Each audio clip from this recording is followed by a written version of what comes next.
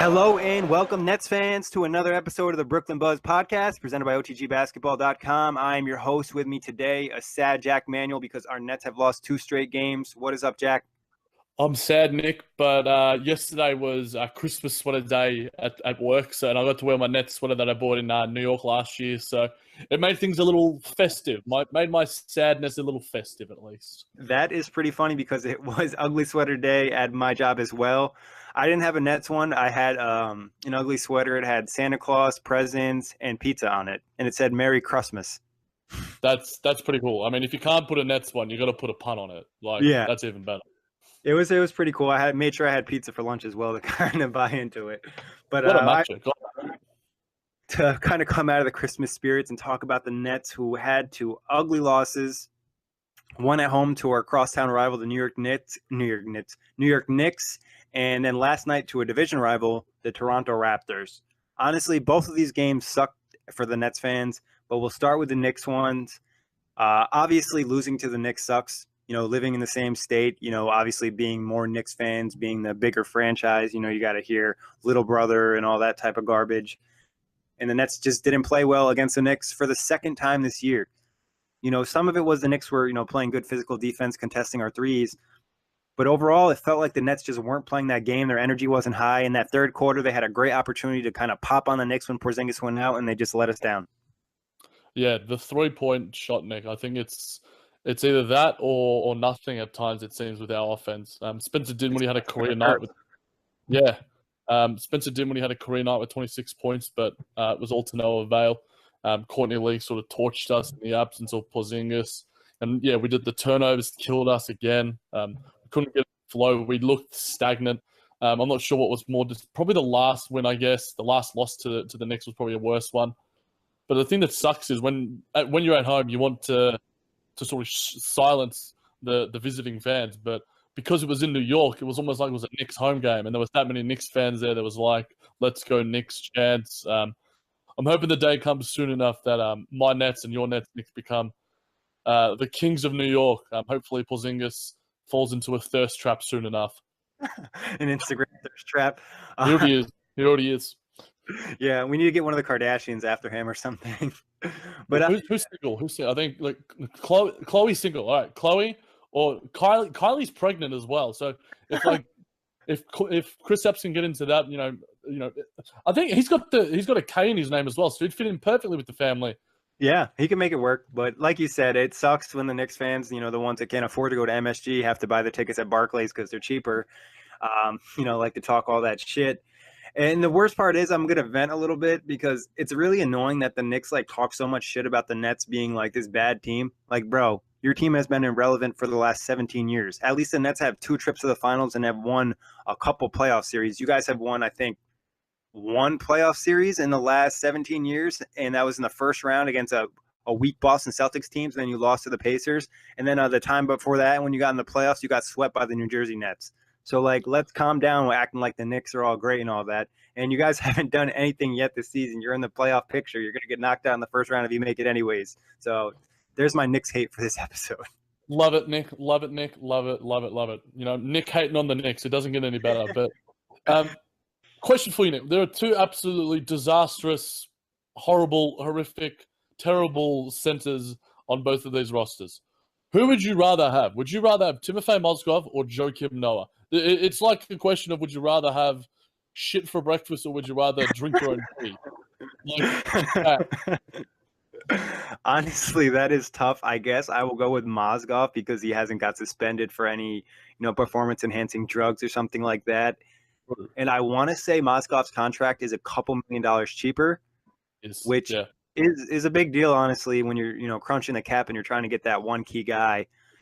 Luckily for the Nets, it kind of works out where the Knicks might be a little bit farther ahead because of Porzingis going to that stardom and really carrying that team, where the Nets are probably a year or 2 behind them in terms of they might have more talent all around. So Mozgov's contract won't really impact the Nets necessarily as much because by the time his contract runs out, that'll be when the Nets are good again. So the Knicks have more of an opportunity to be good in the next year or 2, especially if they're able to pick up another free agent or make a trade. And then they have this, multi-million-dollar guy sitting on, not even sitting on their bench sometimes. He's a non-active for the game. So he's not even seeing any minutes. At least Mozgov I don't even know if I would consider him playing, but he's doing something out on the court. He's on the NBA court. He is appearing and standing there. Last night Hopefully, against the though, Raptors. not for much longer, though. Hopefully, yes. Hopefully now with Jahlil Okafor and Allen, who unfortunately, and I made my thoughts known to you and on Twitter last night about the rotation. Hopefully he starts to see those lessen and he gets more DNPs like we saw earlier in the season, because it just makes our offense look so much smoother. Because we had last night against the Raptors, we'll get to the game a bit more in depth, but at the 4 and 5, we had Okafor and Mozgov. Like, that is literally probably as bad as you can get. Like, the Knicks have Kanter and Porzingis, but Porzingis plays the 4 and he's just otherworldly talent. And Kanter at the 5, Exactly. at least he's probably what the ceiling of what an Okafor can be. And his contract as well, mentioning Joakim knows, his contract as well isn't that friendly either. So the Knicks are sort of hamstrung a little bit, whereas the Nets, despite the misgivings about the Allen Crabbe contract, we have some flexibility in what we've got right now. And, Damari Carroll as well. We got a nice little return for Trevor Booker. Joe Harris is another sort of asset. So at least there's things like you mentioned, Nick, when we start to contend in 2 to 3 years' time, there's going to be some flexibility there.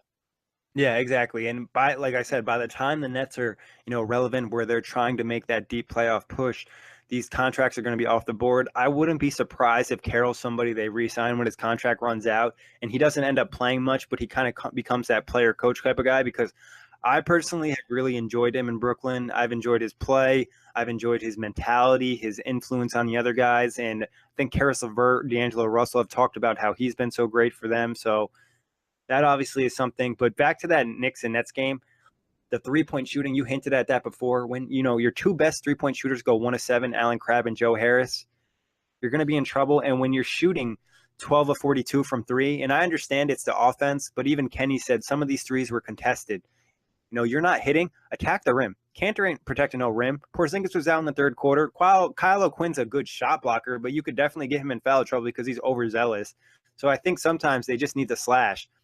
And I think one thing that drives me nuts about Crabbe is he doesn't always do that, or he tries to pull up for these teardrops, and he's just so indecisive. It's just like, make your move. Joe Harris would be, not saying Joe Harris is a better player, but sometimes he fills his role better in the sense that, like, when he cuts, he goes to the rim hard with 2 hands. He's either getting a shot at the rim or he's going to try to get a foul. Like, sometimes Crabbe is kind of intimidated by contact, and he's more likely to pull up for those awkward teardrops or pull up jumpers. It's not really his game. No, and I think that's one thing that he really needs to expand his game on, because he's not getting the open looks that he got in Portland, because, we don't have 2 guys that have the quality of a Dame and a CJ. So he's going to be getting contested looks. So he needs to find some more action off the dribble on the inside, whether it's, actually getting to the rim, earning some fouls a little bit more, because that's one thing that we've generally been quite good at, getting to the free throw line. We'll have our nights when we are a bit weak at making some of them, but for the most part, we can get there and we can get some easy shots at least. But I think when we're not making the 3-point shot and we get into that sort of rut, it gets contagious. Most guys will just keep settling for bad shots, whether it's a bad perimeter shot or a bad long 2, rather than, like you mentioned, Nick, these guys, Porzingis wasn't in there, and he might be one of the best interior defenders, best switch defenders for a guy of his size. But Kanter is one of the worst. So the fact that we couldn't get anything around the rim or inside the paint was something that was a bit disappointing. Yeah, one thing that happens, and Dinwiddie's kind of does this sometimes, Karis LeVert once in a while, is when they get the big switch on them, they just settle for a step-back 3. That's still a tough shot. There's a good chance, like, yeah, they're playing off of you, but there's a solid chance you're still going to be able to break them down. Or if not break them down, draw another defender and hit your guy for an open 3. So I think that's kind of been an issue, and I think they'll kind of fix that, change the mentality. I expected a lot different effort against the Pacers. But shout out to our guy Rondé, who continues to play well. He played an amazing game against the Knicks, and his ability to get to the free throw line is very important, and the rest of the team kind of has to study him a little bit more. And we talked about this. It's really a skill that he's acquired, able to draw free throws. A lot of players get fouled. They don't get the calls. But Rondé does a great job selling the call. And I'm not saying he's flopping. He's getting fouled. He's just making sure he gets the call. The head jerk, the body movement, the herky-jerkiness, it helps his case. Definitely. And I think, like you mentioned, Nick, Crabbe could take a note from or a thing or two from his playbook. Exactly. So I think that's going to be something, especially for the wings. The problem is we just don't have the slashers right now. Nobody, is driving to the rim and you're scared he's going to throw it down on you. I think that could be an issue. Some of it's due to our offense and obviously missing a player like D'Angelo who can create inside. He really works well in that mid-range game. So getting healthy is going to have an even Jeremy Lin did a great job getting to the rim last season when healthy. So that's just something that kind of sucks. But every moment, these players are getting better. But let's talk about the Raptors beatdown. This was almost a scheduled loss, to be honest. Crab was out. DeMarre Carroll was out. We already know Lynn and D'Angelo Russell are out. So that's pretty much your starting, like most of your starting lineup. And the Nets had no juice. I had a feeling they'd be kind of gassed out. I'm not trying to make excuses for them, but they are shorthanded right now, and I feel like they're just gassed. Like the Mexico City trip took a number on them. They've been playing shorthanded. Stauskas and Okafor haven't really been playing. They played in Toronto. And then a lot of the guys have just been like banged up. I had a feeling that Crab might need some rest. And then DeMarre Carroll, he's been playing a lot. He mentioned not liking that Mexico City trip, and it did a number on him. So hopefully they can get some good rest and perform better on Sunday. But what'd you say from the Raptors game, if anything you want to point out, other than hot sauce lighting it up?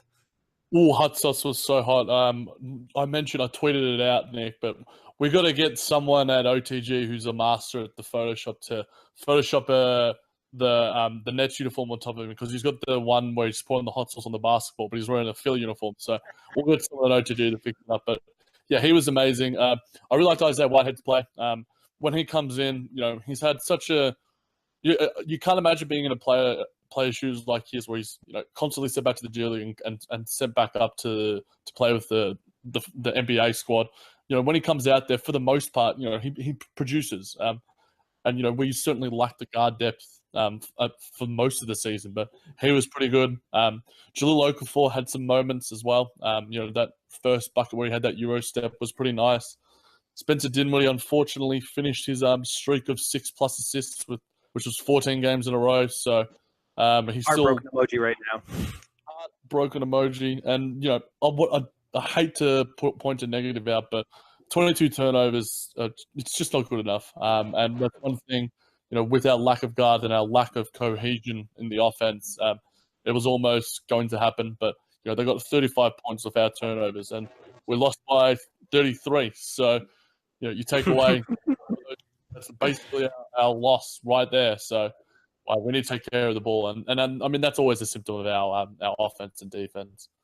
Yeah, honestly, that game, I don't even really want to study it that much because I could just tell it was a bad game from the start. Toronto's great at home. We're obviously outmatched talent-wise from them. We're out of sync.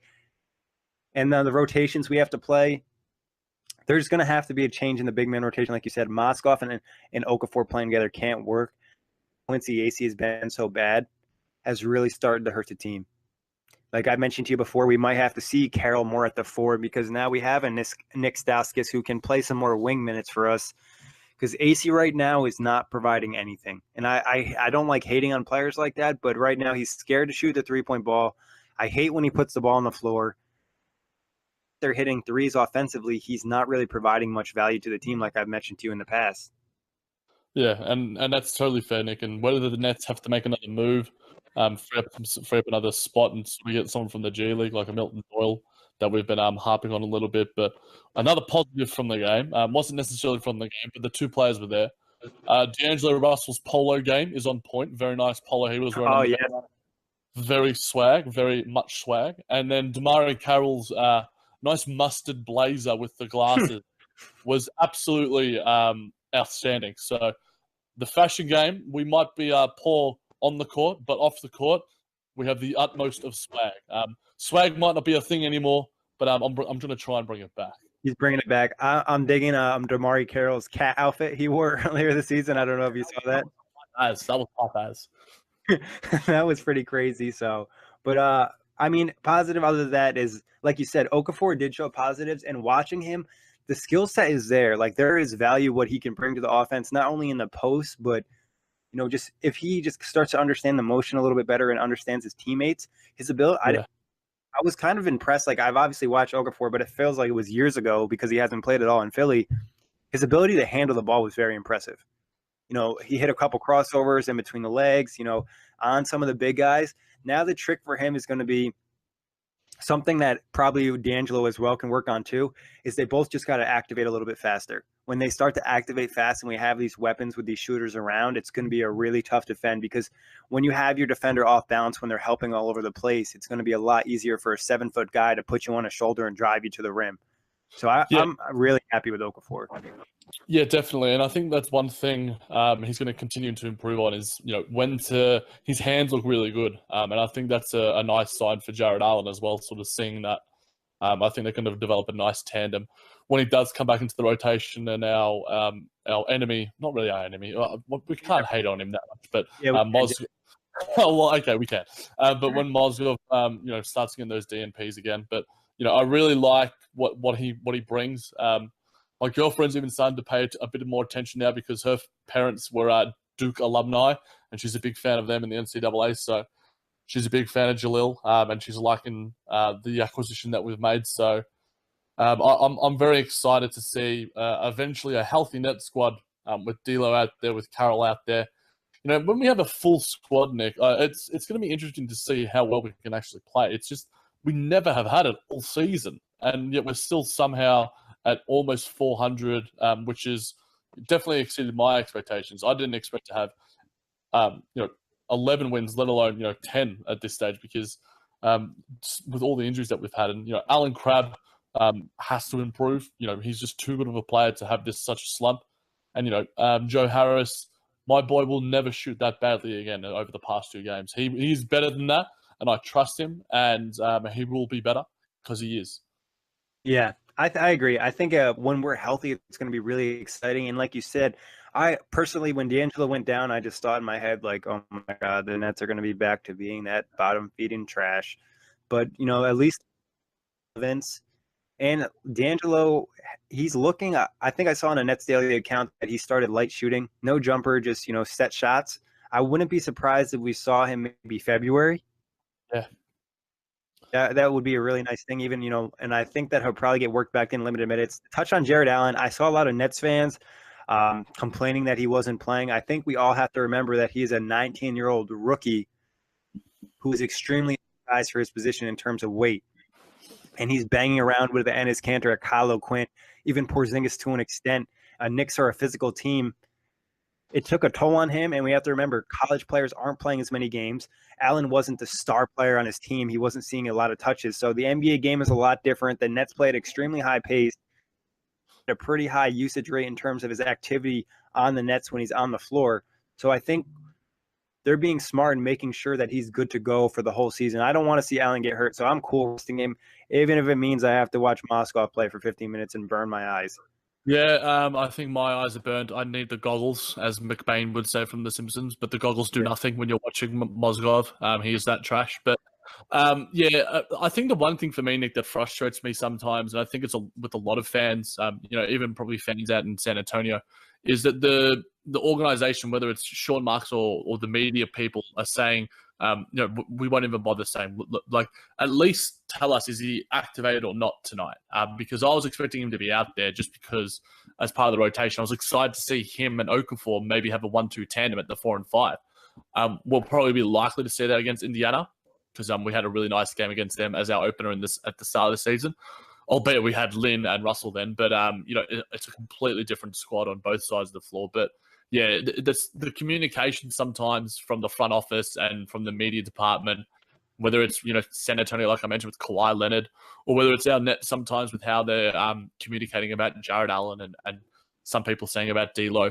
It would just be nice as a fan because we are the ones that buy tickets, we're the ones that buy the awesome Christmas sweaters. But I can't complain that much because I know the process behind the decision, like you mentioned. So I respect it. It's just that I'd like, maybe even just a notification on Twitter. Just show me that he's been deactivated for the night. He's wearing a nice suit. He can sit next to his boys and, rock out with the awesome fashion. Because I reckon Jarrett Allen, I'm excited to see him when he's injured. Not in a bad way. Like, I preface that by saying I want to see the sort of swag he can bring with that throw. Because we mentioned early in the season that Jarrett Allen has one of the best hairs on the squad. And, when you got hair like that, when you got hair like D'Lo's, the possibilities are endless when it comes to fashion. Yeah, I agree. But to go back to that point, why I think the Nets didn't say anything, and I referenced one of my guys on Twitter. He's a Nets fan, Matt and AQ. Shout out to him. We chat once in a while on Twitter. He brought up the point is the Nets were so shorthanded last night they couldn't afford to put Allen as a inactive because hypothetically, say Okafor Mozgov picks up 5 fouls or something, they would need to bring him in. It was in a situation where we're not going to play him. We're only going to play him if it's completely necessary. We need to get the kid some rest. But I agree with you is like, fans do want some more communication on the situation. But from the Nets perspective, and I say this if I was coaching or if I was managing the team, I don't want to show my hand. I don't care. Even if it's a regular game, I don't want to show my hand to the other team. They don't need to know. Unless it's an injury I have to report or tell them. Like, to be honest, like Jarrett Allen's starting to have an impact on the game. Not like the Raptors are scared of the Nets anyways, but where the sense is like you need to study for Jarrett Allen because he's the parent in terms of alley-oops and shot blocking. Yeah, so that's I for the fan in me sees the issue with the communication, but the basketball mind in me sees like, all right, I don't want to show my hand. I'm competitive as they come. Like, bro, if I had a finger injury and we're playing beer pong, I'm not letting you know. Like, that's how crazy I am when it comes to competing. Enough about the losses. We got to talk about some fun things. We'll talk about Nick Stauskas first, and then we got a little fun game.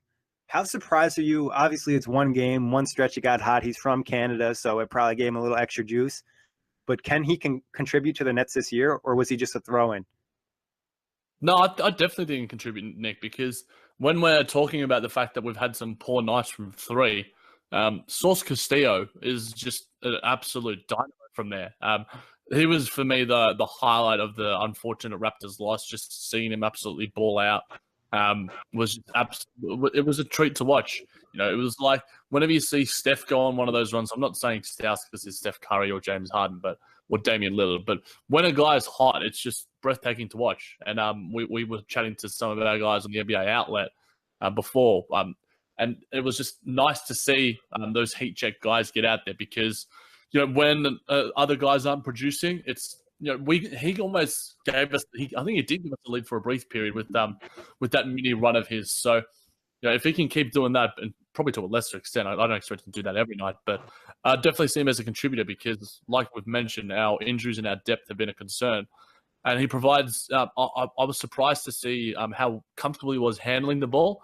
He wasn't by any stretch D'Lo or James Harden in that sense, but he looked comfortable out there, and he fits our system. So I'm looking forward to seeing some more Sauce Castillo throughout the season. Yeah, I think there's some unknown potential with him. Obviously, the shooting has always been kind of a known thing in the NBA. Playing in some bad teams in Sacramento and Philly, and he hasn't really had an opportunity. I think he could be a nice piece for the Nets. Like I've mentioned to you before, you can never have enough shooters on this team, especially with the offense that Kenny's running. So, and I hate to say this to you, but I've heard the mentions on Twitter. It was also rumored in a Bobby Marks piece that Joe Harris could be one of the guys the Nets move this year, especially if Nick Stauskas kind of picks it up. Harris could kind of be a guy they could move at the deadline, maybe pick up another late pick or a young player because he's on such a cheap contract and gives you that nice, role player off the bench that can knock down the three-point shot. How would you feel about that? I would be as sad as anyone can be. It'd be like losing a limb. I wouldn't feel whole without Joe Harris on the No, but in all seriousness, I backed the move. I remember hearing that as well from Bobby Marks. He's still young. Joe Harris is still only 26. He's on a very friendly contract, $1.5 million a season, and you could definitely argue that he's doing everything that Krabby is and more, especially on the defensive end and getting towards the rim. But if the price is right, like with the Trevor Booker deal, then I would do it. But I'm not giving up Joe for anything less than a late first rounder or a nice young piece that can turn into something, because right now he's one of our most consistent performers. So if they do, I'm not that I have any sort of membership with Brooklyn or ticket holder, but I would be very disappointed and surprised because it's unlikely to happen that we make bad moves now that we have Sean Marks. We don't have Billy King in charge anymore. So hopefully JH can stick around for a little bit more so I can keep tweeting about him and we can see him. Probably not going to be in the three-point contest anymore because of those that mini stretch where he was injured and a couple of poor games. But if he gets back on track in the next month or two, then I'm going to be tweeting about him, and I've got nothing but love for him. Yeah, I agree. I mean, I think maybe you get a high second, or maybe you get a young player that somebody maybe kind of gave up on, and the Nets can kind of rebound him almost like they did with Joe Harris. And it's no shot at Joe Harris. His just talent ceiling isn't that high. Starting to become in that role where he's going to be around the NBA for quite some time, because you always need players that can shoot, especially nowadays. So I wouldn't mind if they moved him if it was a solid deal. I also wouldn't mind if they kept him around, because it's always nice to see one of your like homegrown guys improve. I do believe, though, the one thing with Harris, he's a free agent at the end of the year, so the Nets would have to pay him. So it's not like he would get a ton of money, but it would just be more money they would have to throw out in case they, want to keep that flexibility open and take on another bad contract to build up an asset, because we still have to remember we are still rebuilding. There's a good chance some of these pieces aren't going to be here. All these young assets aren't going to be with the Nets for the next 20 years. Some of them are going to get moved in bigger trades, smaller trades. Some of them are going to end up signing elsewhere because you can't sign all your players. So, no. But and Sean Marks, I trust. We always trust in Sean Marks, Nicholas, and he's our Thanksgiving miracle and our Christmas miracle now. The miracle on Atlantic Avenue, is that where the Barclays Center is? Yes. It's been a while. Yes. Look at you, Jack. I've been there twice before, but it's been 2 years. The Facebook memories are starting to creep up now about a couple of years ago that I've been at Barclays Center. So soon enough, I will be there. I'll be in the same city as you. We can catch up, meet in person finally, and watch and chat some Nets, because by that stage, I'm expecting big things from our Brooklyn squad, because we're on the up.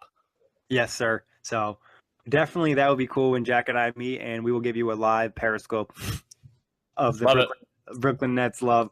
But we're trying to brighten your day up a little bit. We talked a lot about those sad losses. Hopefully we can bounce it back against the Pacers, which is, I think, a winnable game. The Pacers have slightly cooled down, but they're still good, where the Nets are going to have to play well. They're going to really need to have some pop on them Sunday.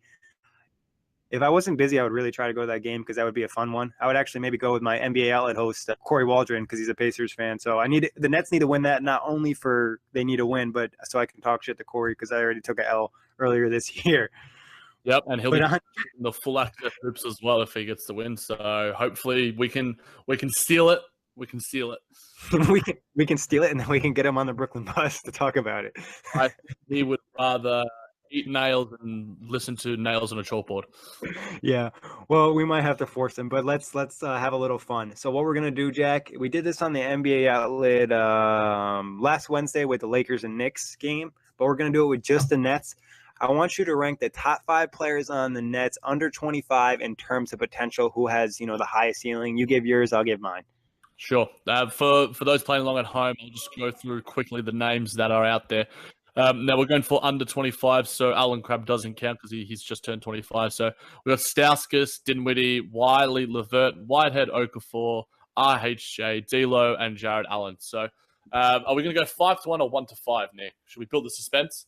Build you it's up to you. I'll let you pick this.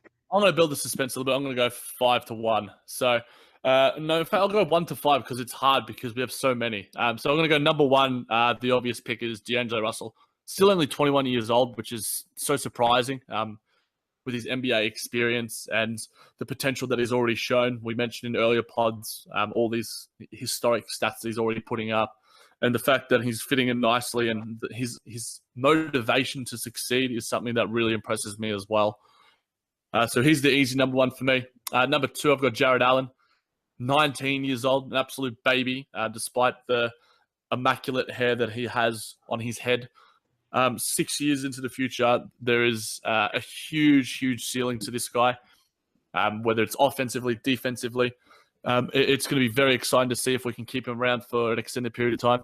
Number 3, I'm going to put in one of your boys, Caris LeVert, 23 years old, 6'7" guy who nobody thought could transform himself into a point guard and a ball handler. But what we've seen him now is that his ability to do that as our second guard with the injuries that we've had has been, nothing short of extraordinary. So big things ahead for Caris already. He's been playing very well, and his shot is looking really good too. So if that can continue, and his offense and the defense can tighten up a little bit as well, he's going to be very, very nice.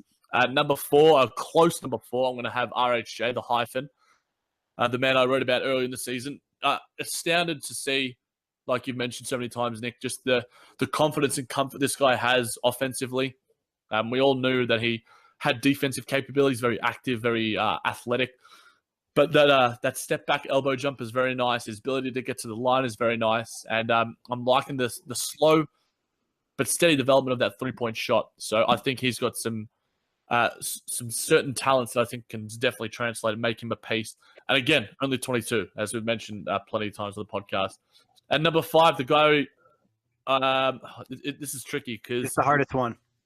Because Jahlil is 22 and he's got all the potential in the world as a very high lottery pick. But then I can't not go with Spencer Dinwiddie just because what he's already shown for the Nets this year. And it's hard to predict how Jahlil fits with us and whether he's even going to be a piece with us for a long period of time. Whereas I see Spencer Dinwiddie as a key rotation piece, whether it's starter, whether it's coming off the bench. I think he could be, a 6th man of the year contender if he comes off the bench. But, everything we've seen, he's been our most improved player. And, we mentioned on the NBA outlet the fact that he's the most improved player candidate, with the likes of Gordon, Porzingis, and Oladipo. His step-back 3 is just beautiful to watch with the likes of, James Harden and Damian Lillard. It's one of the prettiest moves you can watch. He's very calm. His passing, his assist-to-turnover ratio. We mentioned the fact that, his streak ended of 6+ assists per game, but he still is always very careful with the ball, and he's transformed this Nets team. And the fact that we've remained even close to 500, even sniffing 500, is purely, I would say, 80% because of him. He's been absolutely outstanding, and I would feel very bad about myself if I didn't put him in there. So that's my top 5. Honestly, we're almost locked on. I think D'Angelo Russell obviously is the lock. He was approaching stardom this season. I would have not been surprised if by the end of the year we're willing to call him a star, because last year with the Lakers, post All-Star break, he was amazing. And this year it's a new team, new teammates. A lot of those turnovers were part of the new teammates, the new system. So I'm all 100% in D'Angelo. I really have a lot of faith in him.